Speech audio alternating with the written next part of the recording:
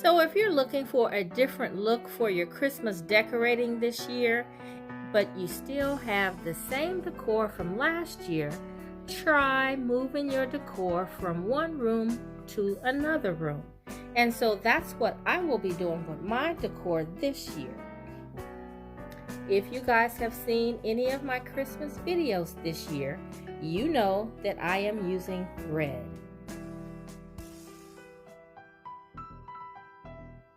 So I had a lot of great decor pieces in this neutral color palette, so I decided to bring some of my favorite pieces up to my bedroom and decorate my bedroom with some of the items that I used last year in my living room.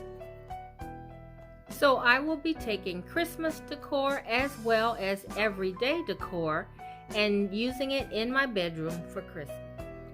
So I'm going for that Winter Wonderland glam look, and to achieve this look I will be using flocked garland and a flocked tree, and they both came from Walmart.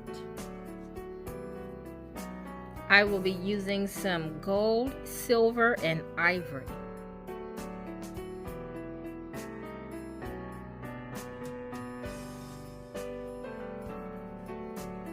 So I have some Dollar Tree ornaments as well as some nicer ones from Hobby Lobby.